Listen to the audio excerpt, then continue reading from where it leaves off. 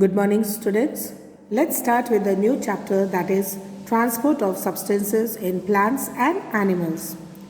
First of all, we'll start with the transport of substances in plants.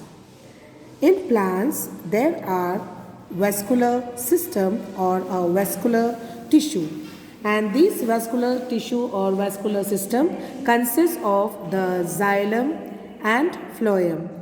The xylem and phloem forms the vascular system. In plants, you have already studied that it is the root which absorbs water and minerals from the soil. Now this water and mineral which has absorbed from the soil has to be transported to all parts of the plant. Now who transport this water and minerals? It is transported through a special tissue which is called as the xylem. X-Y-L-E-M, it's xylem. So it's the xylem which transports water and minerals from the roots to all parts of the plants. The second type of vascular tissue is the phloem. Now what are phloems? Phloem is the tissue which is responsible to carry food prepared by the leaves to all parts of the plant. You all have studied, children, that it is the leaves which prepare the food for the plants, and that is why the leaves are also called as the food factories of plants. So these leaves prepare the food for the plants, and then it has to be transported to all parts. So who transports it? It is transported through the phloem. Clear, children? Now this conduction of water and minerals, it takes place through two forces. There are two forces which are responsible for the carrying of water and minerals. See, children, if water and mineral has to move upward against the gravity, there has to be a pressure which can pull them upward. So who pulls it? First is the root pressure.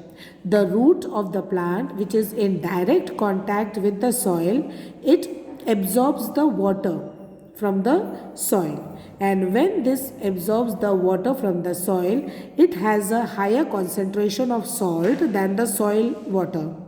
So now when there is a higher concentration, the root hair cells draws water from the soil. See, children, there is a process which is called as osmosis. What happens in osmosis is that wherever there is high pressure, for example, if you have taken a bowl which is filled with water. Now in this bowl you put some raisins. I hope, children, you all know raisins. Raisins are kishmish. So if you put raisins in this, you all know that raisins are already shrunk. Sikde hue hote hain. Okay. Now when you put this raisins in water, you must have noticed that after 1 hour, these raisins, they swell up. They get swollen. Now why do they get swollen? Because the concentration outside is more as compared to raisin. Okay, so water moves from high concentration to low concentration. यहाँ पे concentration ज़्यादा है, यहाँ पे कम है. So it moves from high concentration to low concentration. So due to the osmosis, the water moves from the soil, okay, from the soil here to the roots. So it creates a pressure, water pressure, which is pushing the water. So this is the root pressure. Clear? Then there is the transpiration pull. Transpiration you all have studied in your previous classes. It is the loss of water from the aerial parts of the plants.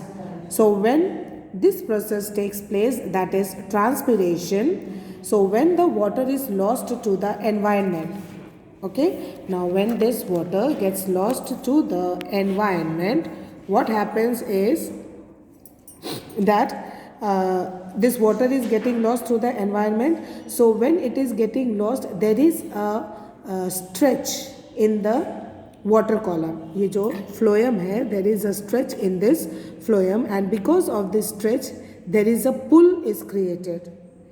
So due to the root pressure which creates a push and the transpiration which creates a pull. So due to these two forces, the push and the pull from the root pressure and the transpiration pull, because of this the water moves in the upward direction. I hope children that this much is clear to you how the water moves. In the same way, the food which is prepared by the green leaves, that is by the process of photosynthesis, it is sent to different parts of the plant, and this process by which this takes place is known as translocation.